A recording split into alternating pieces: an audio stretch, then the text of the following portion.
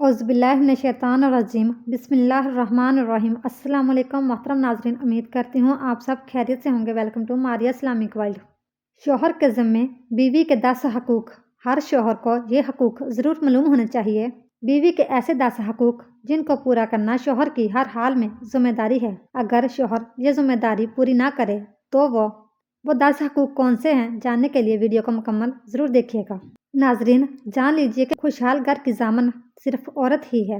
औरत को एक मर्तबा इंसान की हैसियत से देखा जाना चाहिए ताकि मालूम हो कि उसके हकूक़ क्या हैं और उसकी आज़ादी क्या है। औरत को ऐसी मखलूक के तौर पर देखा जाना चाहिए जो बुलंद इंसानों की परवरिश करके माशरे की फलाह बहबूद और सादतों कामरानी की राह हमवार कर सकती है। तब अंदाज़ा होगा कि औरत के हकूक़ क्या है और उसकी आज़ादी कैसी होनी चाहिए। औरत को ख़ानदान और कुनबे की बुनियादी अंसरे वजूदी की हैसियत से देखा जाना चाहिए। वैसे कुनबा तो मर्द और औरत दोनों से मिल के तश्कील पाता है और दोनों ही इसके मुअर्रिज़ वजूद में आने और बाक़िया में बुनियादी किरदार के हामिल हैं। लेकिन घर की फ़दा की तमानियत और आशाने का चैन सुकून औरत उसके ज़नाना मिजाज पर मकूफ़ है। औरत को इस निगाह से देखा जाए तब मालूम होगा कि वो किस तरह कमाल की मंजिलें तय करती हैं और उसके हकूक़ क्या हैं। औरत और माशरे में उसके साथ होने वाले बर्ताव का मौजू कदीम अयाम से ही मुख्तलिफ माशरों और तहसीबों में ज़ीरे बहस रहा है। दुनिया की आधी आबादी औरतों पर मुश्तमिल है।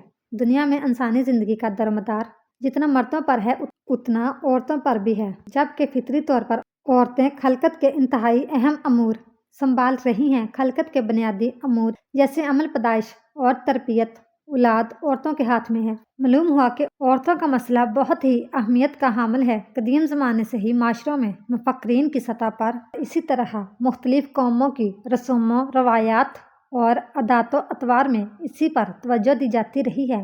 पूरी तारीख में मुख्तलिफ माशरों में औरत के तबके पर जुल्म हुआ है। ये इंसान की जहालत का नतीजा है। जाहिल इंसान का मिजाज ये होता है कि अगर इसके सर पर कोई सवार नहीं है और कोई ताकत इसकी निगरानी नहीं कर रही, ख्वाह ये नज़ारत इंसान के अंदर से हो, जिसका इत्फाक बहुत कम ही होता है, यानी कभी जज्बा ईमानी, और ख्वाह बाहर से हो यानी कानून। अगर कानून की तलवार सर पर लटकती ना रहे तो अक्सर व बेशतर ये होता है कि ताकतवर कमज़ोर को जुल्म सितम का निशाना बनाता है। हालात की सितम ज़रफ़ी ये है कि पूरी तारीख में हमेशा औरत जुल्म की चक्की में पिसी है और इसकी बुनियादी वजह यही रही है कि औरत की कदर मंजिलत और मकाम अहमियत को नहीं समझा गया। औरत को इसकी शान और शौकत हासिल होना चाहिए। औरत होने की वजह से इस पर कोई ज़्यादती नहीं होनी चाहिए। ये बहुत ही बुरी चीज़ है। ख्वाह वो ज़्यादती हो जो औरत पर की जाती है और उसे ज़्यादती कहा भी जाता है, और ख्वाह वो ज़्यादती हो कि जिसे सिरे से ज़्यादती समझा ही नहीं जाता, जबकि फिल वाक़या वो जुल्म है, ज़्यादती है। मसलन यही बनना संवरना, वाहियात मेकअप और उसे इस्तेमाल की चीज़ बना देना, ये औरत पर बहुत बड़ा जुल्म और सरासर ज़्यादती है। शायद ये कहना गलत ना होगा कि ये औरत के हक़ में सबसे बड़ी नाइंसाफ़ी है, क्योंकि ये चीज़ उससे अर्तका और कमाल के तमाम अहदाफ और अमंगों से गाफिल और मुनहरफ करके इंतहाई बेवक़्त और घटिया चीज़ों में मशगूल कर देती है। इंसान ने अपने तमाम तर दावों के बावजूद,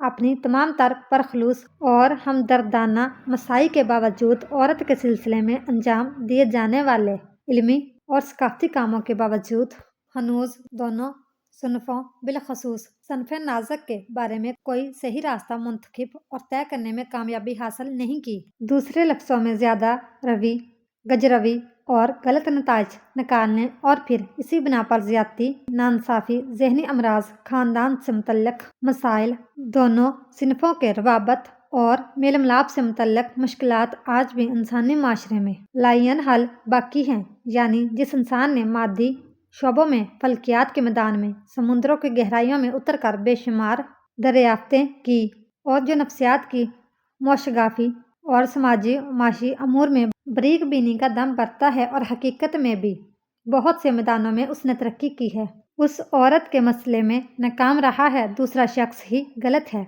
इस मैं ना मानू की नहूसत हर तरह के तल्लक पर असरअंदाज हो रही है। मियाँ बीवी अगर अपनी गलती का इतराफ़ ना करें तो घर का अमन पारा पारा हो जाता है। औलाद और वालिदैन के माबैन अगर इतराफ़े जुर्म का फुकदान है تو शफ़क़त व अतायत का शिराज़ा बिखर जाता है। बहन भाई अगर एक दूसरे पर इल्ज़ाम तराशी करते रहें तो इन मुक़द्दस रिश्तों में भी ऐसी दरारें पड़ जाती हैं जो आने वाली नस्लों में एक दूसरे से दूरी का बायस बनती हैं। किसी अदारे के मुलाज़मीन अगर अपनी कमज़ोरियों का मलबा दूसरे पर गिराते रहें तो माशरे का निज़ाम इस मलबे तले दब जाता है।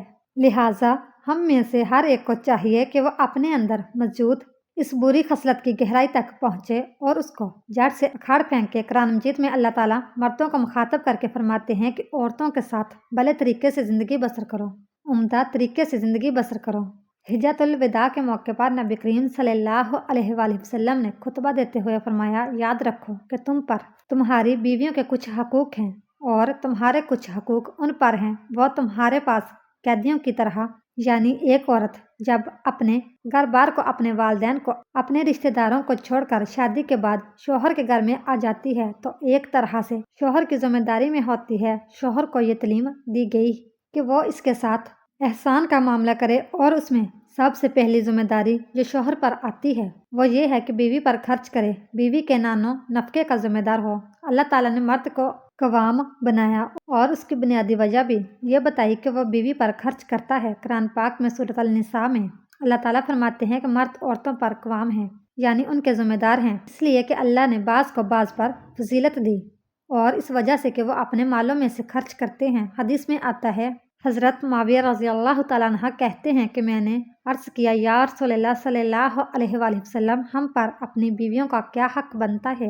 आप सल्लल्लाहु अलैहि वसल्लम ने फरमाया, जब तुम खाओ उससे खिलाओ, जब तुम पहनो या कमाओ तो उससे भी पहनाओ, यानी खाना पीना लिबास उसकी जिम्मेदारी है।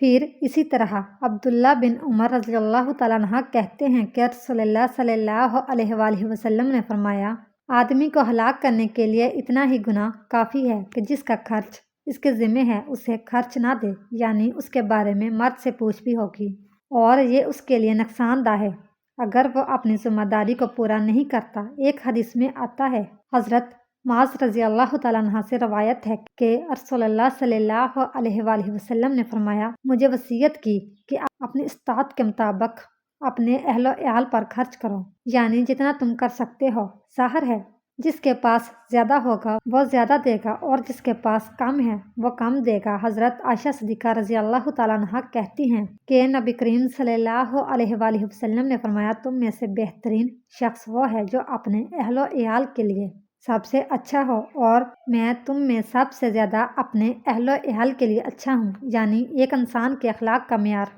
ये नहीं कि वो बाहर अपने दोस्तों के साथ कैसा है या लोग इसके बारे में क्या कहते हैं, बल्कि उसके बेहतरीन होने का अंदाज़ा इस बात से लगाया जाएगा कि वह अपने घर में क्या करता है, अपनी बीवी के साथ कैसा सलूक करता है। क्या बीवी उसके अच्छे अखलाक या बाअखलाक होने की गवाही देती है, यानी उसके अखलाक की सबसे बड़ी गवाही उसके घर से होगी। तो इसलिए इंसान को कोशिश करते हुए और पूरी तवज्जो के साथ उस मामले को लेना होगा और उसके लिए ज़ाहिर है कि अच्छे अखलाक का मुजाहरा करने के लिए सब्र और तहम्मुल भी चाहिए और अपने बाज़ जज्बात की कुर्बानी भी चाहिए। शोहर के ऊपर बीवी की तालीम और तरबियत और उसके दीन की जिम्मेदारी भी है। तो बहुत सी कोताहियाँ भी दूसरी तरफ से सामने आ सकती हैं, लेकिन इन तमाम मामलात को हुस्ने सलूक के साथ अंजाम देने की तालीम दी गई है और इसके लिए नबी सल्लल्लाहु अलैहि वसल्लम ने फरमाया, और सही मुस्लिम की ये रवायत भी है कि कोई मोमिन किसी मोमिन औरत से बुग़्ज़ ना रखे, यानी अपनी बीवी के साथ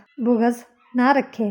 अगर औरत की एक आदत उसको नापसंद होगी तो कोई दूसरी आदत पसंदीदा भी होगी, यानी उसकी मनफी आदत और बुरी आदत पर ही नज़र ना रखे, बल्कि ये भी देखे कि उसके अंदर अच्छाइयाँ कैसी हैं या उसके अंदर खूबियाँ कौन सी हैं। आप सल्लल्लाहु अलैहि वसल्लम ने फरमाया, और ये सनन तिरमिज़ी की रवायत है कि ईमान के लिहाज से कामिल मोमिन वो है जो अखलाक में सबसे अच्छे हैं, और तुम में से सबसे बेहतर वो है जो अपनी बीवियों के लिए बेहतर हो, यानी उसका अखलाक इसके लिए ज़्यादा अच्छा हो। नबी सल्लल्लाहु अलैहि वसल्लम के बारे में आता है कि आप सल्लल्लाहु अलैहि वसल्लम ने किसी खादम या औरत को कभी भी नहीं मारा, तो इसलिए मर्द के ऊपर ये जिम्मेदारी आयद होती है कि वो तालीम और तरबियत में या कुछ चीज़ों के घर में इस्लाह करने के दौरान सब्र और तहम्मुल से काम ले, मार पिटाई से नहीं, गुस्से से नहीं, और वो एक हमदर्द और मेहरबान साथी की तरह हो जो कि उसके बहुत से काम काज में या उसकी जिम्मेदारियों में उसका मददगार भी हो।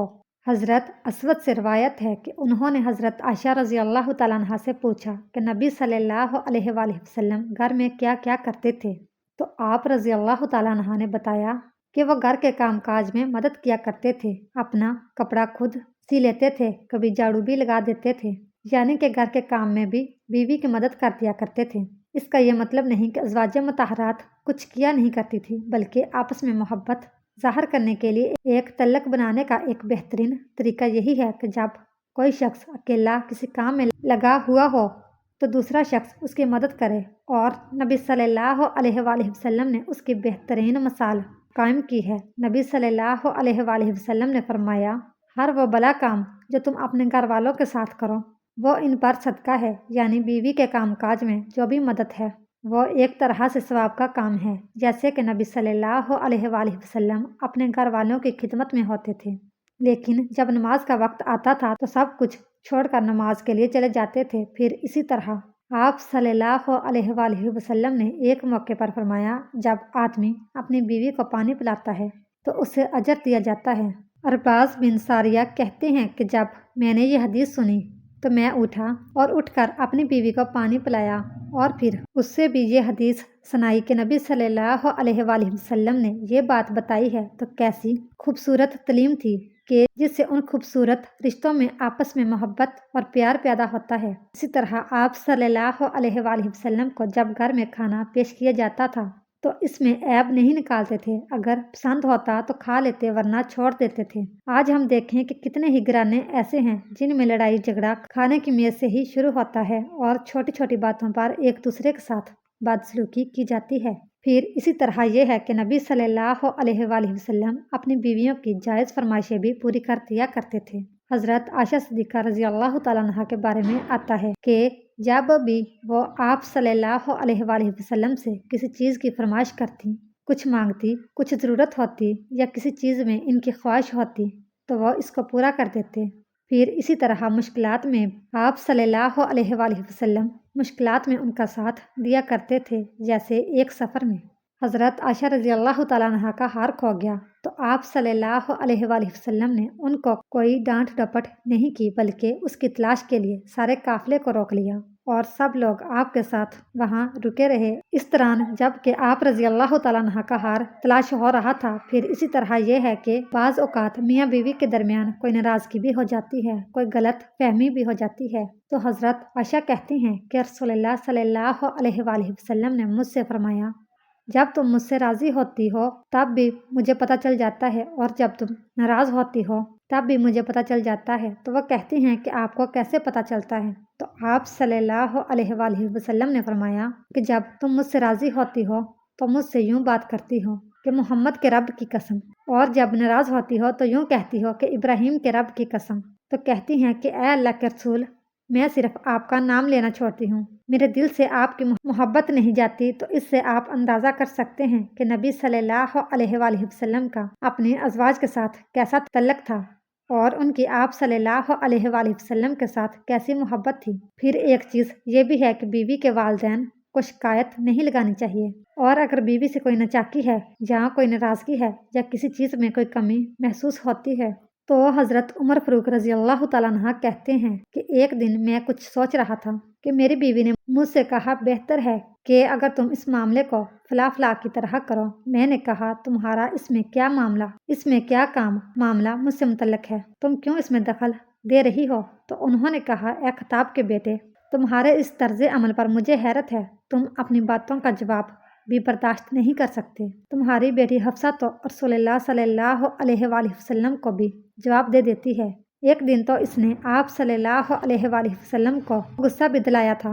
تو یہ سن کر حضرت عمر رضی اللہ تعالیٰ عنہ اٹھ کھڑے ہوئے اور اپنی چادر اوڑھ کر حضرت حفصہ رضی اللہ تعالیٰ عنہ کے گھر پہنچے اور فرمایا، بیٹی، کیا تم رسول اللہ صلی اللہ علیہ وآلہ وسلم کی باتوں کا جواب دیتی ہو، یہاں تک کہ تم نے ان کو ناراض بھی کیا ہے؟ تو حضرت حفصہ کہتی ہیں کہ ہاں، اللہ کی قسم، ہم آپ صلی اللہ علیہ وآلہ وسلم کو کبھی جواب بھی دیتے ہیں۔ حضرت عمر رضی اللہ تعالیٰ عنہ نے کہا کہا جان لو میں تمہیں اللہ کی سزا اور اس کے رسول کی ناراضگی کی سزا سے ڈراتا ہوں۔ لیکن ناظرین، کبھی بھی نبی صلی اللہ علیہ وآلہ وسلم نے حضرت عمر رضی اللہ تعالیٰ عنہ کو بلا کر یہ شکایت نہیں کی کہ دیکھو تمہاری بیٹی کیا کر رہی ہے، سمجھاؤ یا میں اسے واپس بھیج رہا ہوں۔ شوہر اور بیوی کا تعلق اتنا خوبصورت ہوتا ہے کہ قرآن مجید میں اس کو لباس سے تشبیہ دی گئی ہے۔ دونوں ایک دوسرے کا پردہ ہوتے ہیں، دونوں ایک دوسرے کی زینت ہوتے ہیں، دونوں ایک دوسرے کے عیب چھپانے والے ہوتے ہیں، اور اس میں مرد چونکہ ذمہ دار ہیں تو اس کو پہل کرنی چاہیے ان ذمہ داریوں کو ادا کرنے میں۔ پھر اسی طرح یہ ہے کہ اچھے تعلقات کے لیے شوہر کے لیے بھی لازم ہے کہ صرف بیوی نہیں بلکہ بیوی کی سہیلیوں اور رشتہ داروں کے ساتھ بھی حسن سلوک کرے۔ حضرت خدیجہ رضی اللہ تعالیٰ عنہ کی بہن حالہ ایک دفعہ نبی صلی اللہ علیہ وآلہ وسلم کی خدمت میں آنے کی اجازت مانگتی ہیں تو آپ صلی اللہ علیہ وآلہ وسلم کو حضرت خدیجہ کا اجازت مانگنا یاد آ گیا، تو اس وجہ سے آپ صلی اللہ علیہ وآلہ وسلم بہت خوش ہوئے اور کہا یا اللہ یہ تو حالہ ہے۔ اور اس پر حضرت عائشہ صدیقہ رضی اللہ تعالیٰ عنہ کہتی ہیں کہ مجھے بہت رشک آیا کہ کس طرح نبی صلی اللہ علیہ وآلہ وسلم اپنی بیوی کو یاد کرتے ہیں جو اتنا عرصہ پہلے انتقال بھی کر چکی ہیں۔ آپ صلی اللہ علیہ وآلہ وسلم جب کوئی چیز، کوئی بکری وغیرہ ذبح کرتے یا کوئی چیز تقسیم کرتے تو حضرت خدیجہ کی سہیلیوں کو بھی بھجواتے۔ تو اس سے یہ پتہ چلتا ہے کہ اگر شوہر ایک ذمہ دار ہونے کی حیثیت سے اپنی بیوی کی ذاتی ضروریات، اس کی مالی ضروریات، اس کی جذباتی ضروریات کا خیال رکھے، اس کے رشتہ داروں کا خیال رکھے تو اس سے گھریلو زندگی خوشگوار ہو سکتی ہے۔ اللہ پاک ہمیں بہتر عمل کرنے کی توفیق عطا فرمائے اور ہمیں پرسکون اسلام کے مطابق زندگی عطا فرمائے، آمین یا رب العالمین۔ اس طرح کی مزید اسلامک اور معلوماتی ویڈیو دیکھنے کے لیے ہماری ویڈیو کو لائک، شیئر اور چینل کو سبسکرائب ضرور کیجیے گا۔ Thanks for watching.